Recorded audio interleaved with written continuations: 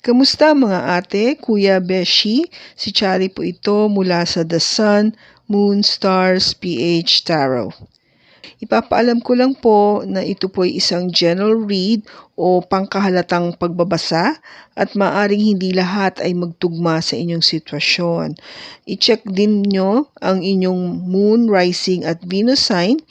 Baka doon mas tumugma ang read para sa inyo. At kung ang mensahe ay tama sa inyo, paki-like lang po at mag-subscribe kung hindi pa ninyo ito ginagawa. Okay, mag-umpisa na po tayo.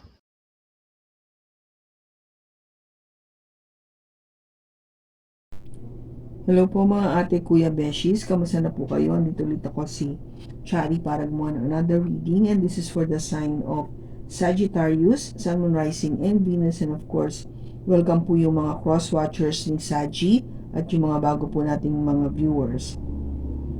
I hope na naging maganda po yung inyong araw or inyong linggo.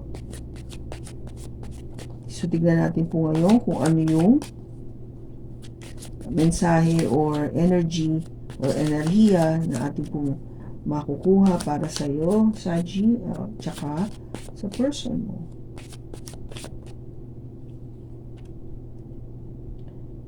Need time to heal.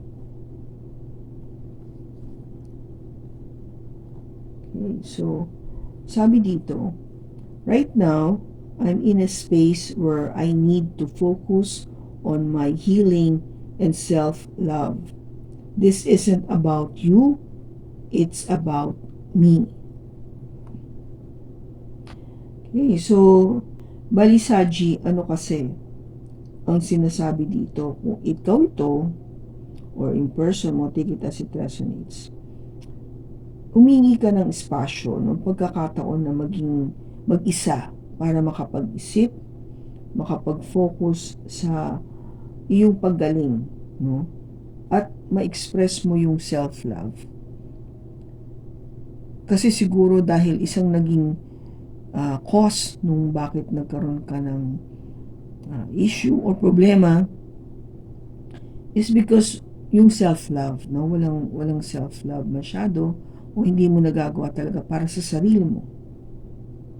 Kaya nga hindi ito tungkol sa kanya kung hindi tungkol ito sa'yo. Okay? So, kung ikaw sa palagay mo yung may issue ng ganito, ito yun, no? Ito yung para sa'yo. Kailangan mong gumaling o kailangan mong mag-heal o ma-overcome yung pain na naramdaman mo, yung sugat sa damdamin o na-experience mo para makapag-move forward ka, diba? Hindi ka kasi makaka-move forward kung hanggang ngayon, kim mo yung galit na yon o yung lungkot o yung sama ng loob. Kailangan dumating yung pagkakataon na i-release mo na siya, alsin mo siya sa puso mo, sa iyong isipan, sa buong sarili para gumaling ka. Kasi nga, kung meron kang kinikimkim na ganyan, na galit o sama ng loob, mahirap mag-heal. Kasi andun pa rin yung galit. Andun yung frustration, andun yung pagkainis. Diba? Hindi mawawala lahat yan kung hindi mo kayang i-let go. And letting go is one step towards healing. Kasi once alam mong healed ka na, alam mo, masasabi mo talaga, wala na yan sa akin. Napagdaanan mo. Kung gaba, kahit na ibalik sa'yo yung kwento na yun, yung sitwasyon na yun, o harapin mo man yung tao na yun, masasabi mo talaga diretso sa puso mo na makakatingin ka pa sa kanyang mata na wala na talaga. Na-overcome ko na yung galit, yung inis, yung sakit. And syempre, lalo na yung feeling na love. No? Kung talagang na-decide mo na ayaw mo nang magkaroon ng relationship dito sa tao na to, dumadating talaga yung time na ay, hindi ko na siya mahal Hindi mo na siya mahal. Talagang nawala na yung pagmamahal. Okay? Ibig sabihin, nag-heal ka na, gumaling ka na, na-overcome mo na yun. Okay? So, tingnan natin sa G kung ano yung mababasa natin sa tarot.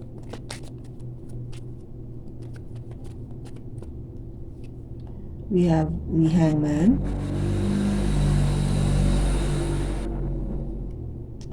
the Two of Wands, the Queen of Pentacles, the Page of Swords, and the Two of Cups. Bottom niya is the Three of Wands. Okay, sa G. So, yung ano ba yung nakaraan natin? Nakikita ko dito na with the Hangman, this is an energy coming from a Pisces. Yung tipong walang nangyayari, walang movement, walang galaw, steady ka lang. Nag-iintay. Ilan yung cards mo dito parang nag-iintay, no? Itong susunod na card at saka itong nasa dulo. It's all about waiting, pag-iintay. I think you're waiting to be healed, no? Yun yung iniintay mo na gumaling ka na eh. Na ma-overcome mo tong pinagdaanan mong sitwasyon o yung mga issue na pinagdaanan mo with your person. Or sabihin natin, if it's something to do with work or business, no? Lahat yan. In general naman kasi yung reading eh. Take it as it resonates. Gusto mo na talaga siyang ma-overcome. Kaya, di ba, yung challenge is for you to finally make a decision. Finally, decision na ako na hindi na, tama na. Tama na yung sobra-sobra ko ng dinala o kinimkim o sabihin natin na pinag-intay para ako gumaling o ma-overcome o yung panahon na nawala sa akin habang ginagawa kong lahat para makalimutan ko yung aking pinagdaanan. Ang dapat ma-action mo, no? O yung gawin mong kunin mong energy is yung energy nitong Queen of Pentacles. Ang Queen of Pentacles is somebody na talagang stable, secure, matatag, practical, determinado, masipag. Ang focus nito, career, pera. No? So, kung gaba parang i-focus mo yung sarili mo sa sarili mo, sa career mo, okay? Para makalimot ka, ma-overcome mo yun. Itong naramdaman mo na pain or situation na hindi mo maramdaman na ganito ka lang. Alam mo yun, nakabaliktad. Parang hindi mo maintindihan kung ano nangyari sa'yo. Kaya, kung magiging ganito ka, katulad ng Queen of Pentacles, gagaling ka eh. Maayos muli yung sarili mo. Tatayo ka muli. No? Maitatayo mo ulit yung iyong sarili. Bakit? Kasi, ang Queen of Pentacles may self-love. Mahal ito sarili niya. Kaya nga siya nagtatrabaho ng matindi kasi iniisip niya yung kanyang kinabukasan. Iniisip niya na pagdating ng panahon, na pagdating ng kanyang katandaan, nasagana pa rin siya. No? So, yun. Diba? Kasi kung di mo mahal sarili mo, hindi mo paghahandaan yun. Parang bahala na, ganun ka na lang, diba? Pero, hindi dapat eh. Lalo na rito sa Pilipinas, na napakakulang pa natin pagdating sa mga retirement benefits, no? Sa mga insurance na yan, pagdating sa health benefits, no? We need to prepare for that, for reaching that golden age, no? Kasi pagtanda natin, obviously, may limitation yung HMO. Di ba? Kung sa health insurance naman, depende kung ano na yung kaya mo kasing extend yung plan na pwede mong bayaran, di ba? And somehow, sad to say, yung pinag-ipunan mong yan for so long, for so many years, minsan isang sakit mo lang, dalawang sakit lang, nauubos na agad yan eh.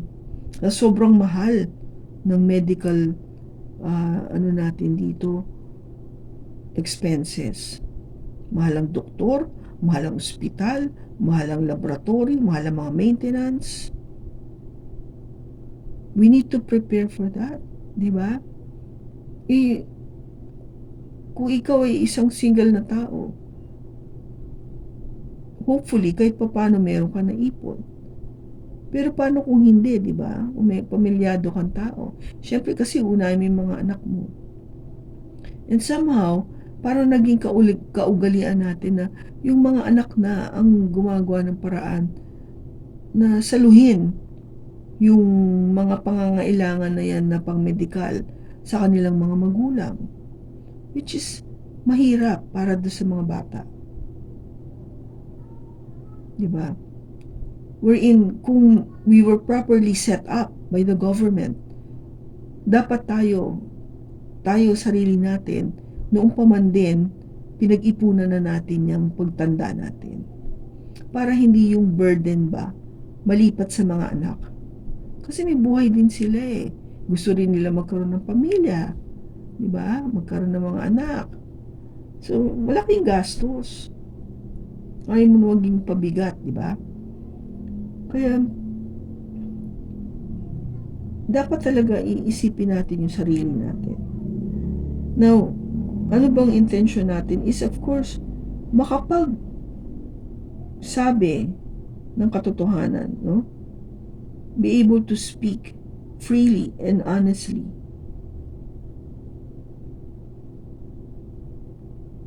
Sino bang kinakausap natin dito? Yung sarili natin, di ba? Kasi yung sarili natin ang kailangan gumaling eh. Hindi naman yung person mo. Kung sino man yung may problema, take it as it resonates. Either you, Saji, or yung person mo. You wanted to talk to yourself para nga ma-heal mo siya. Once and for all, no? Be honest with yourself. And if you're able to do that, ang magiging outcome niyan is you will find love. Yung Two of Cups dito is somebody na merong di ba ka-partner in life, ka-equal. Kung hindi man ito dumating sa'yo, kasi sa totoo lang, in reality, hindi naman lahat tayo are blessed to have a partner in life, to have a husband or a wife. If you are being blessed to be single, the thing is, mahal mo pa rin yung sarili mo. Diba? Sabi nga dito, self-love. So there will be an equal love from you. Equally binibigay mo yan sa sarili mo, which is what you need, no? Na kailangan mo eh. Para hindi ka umaasa o nag-iintay na dumating lang to. Bakit mo kailangan intayin? Wherein ikaw has the capability to give it to yourself. Diba? Ikaw nga yung unang dapat magmahal sa sarili mo eh. Para pag may dumating na tao, ibang tao na find you to be loving or attractive, you know exactly kung paano ka dapat mahalin. And that would help you a lot pagdating dito sa tao na to. Kasi makikita mo na kung paano mo gustong mahalin. Ganun din ba yung binibigay niya sa'yo? Kung ikaw yung tao na sabihin nating romantiko, gusto mo yung every now and then binibigyan ka lang mga small notes, pinapaalam sa'yo yung feelings niya, pinapadala ka ng flowers, yung out of the blue, bigla ka iso-surprise. Yun yung gusto mo, di ba? Kasi ganun mo minahal yung sarili mo eh. Ngayon, doon mo makikita ngayon, itong tao na to, ginagawa rin ba niya to sa akin? O kaya ba niyang gawin ito sa akin? Ngayon, pag nakita mo na oo, then this person is the one meant for you. Kasi kung anong gusto mo, nabibigay niya eh. Pero kung hindi, ang sagot ay hindi, then you're not compatible. Mafufrustrate ka lang kasi meron ka ng idea na paano mahalin yung sarili mo eh. May idea ka na ito yung gusto ko eh, na maramdaman pag in love ako. Eh kung di niya kaya gawin yun, di siya yung romantic type. Di ba? Parang ano yun? What for? Hindi kayo ang para sa isa't isa. Okay? So, ina natin. Ano yung ating i-clarify? Ano natin is the Two of Wands.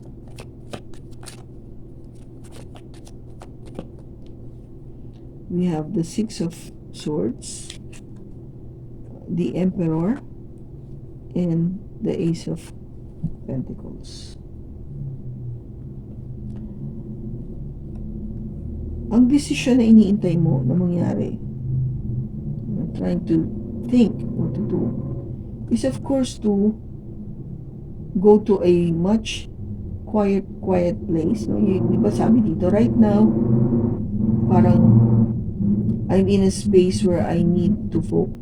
Kaya ikaw, gusto mo talaga pumunta sa isang lugar na tahimik para makapag-usap o kausapin ang sarili. No? You really wanted a place wherein you could really be by yourself.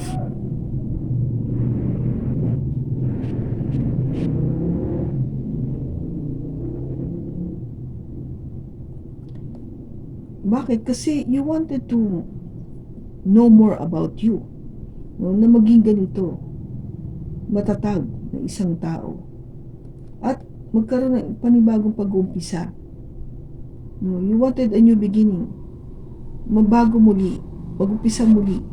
So something na mas masagana kaysa sa yung dati.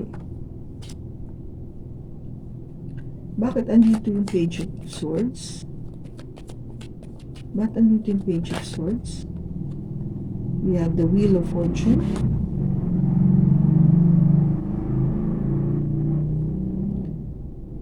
The Fool. And the Tower.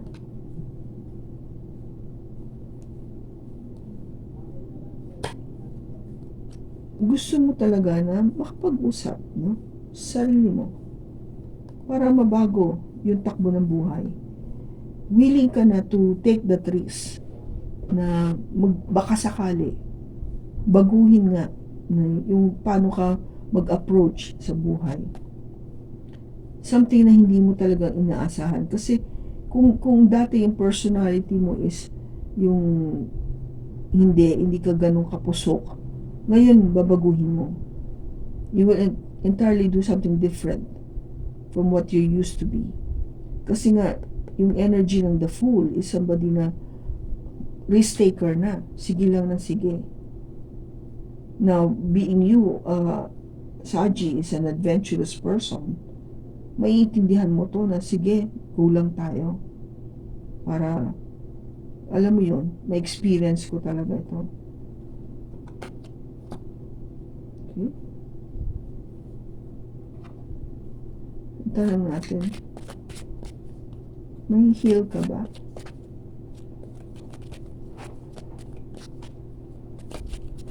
May heal ka ba? Yes. Okay. Pakita ko lang sa'yo. 2 cards na naman. The Queen of Pentacles. The Queen of Pentacles. Diba sabi ko sa'yo, embrace this energy na maging stable, na maging matatag, na maging sigurado, practical, mag-focus sa sarili. Self-love. Yes. The answer is yes. Mahihil ka. Ngayon, kailan mahihil?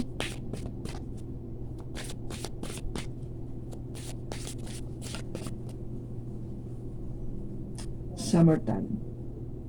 So, lagpas na yung summer sa atin, but in some countries, parating pa lang, o summertime na ngayon. It could be happening now or coming, or kung dito sa Pilipinas, next year. Okay?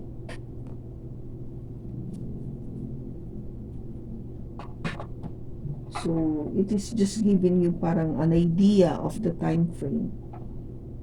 Depende na yan sa sitwasyon mo, kung kailan mangyayari ito. Okay?